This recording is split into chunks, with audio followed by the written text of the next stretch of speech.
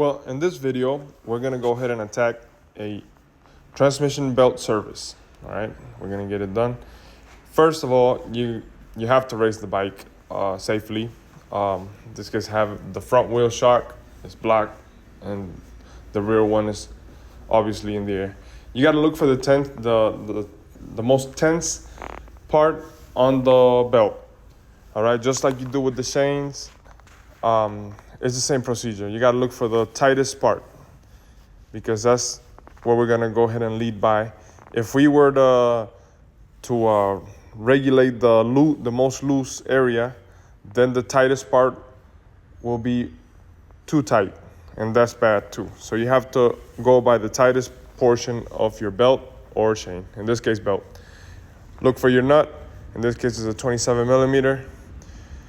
So you gotta loosen it. It's like 88 Newton meters. Goes around that.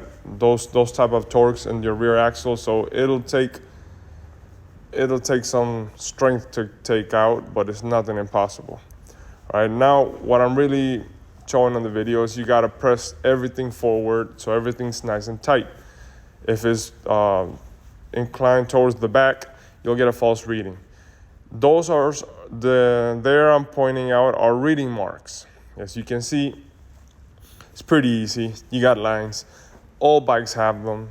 I mean, very few have a different type of regulation. You have to align them. They have to match on both sides.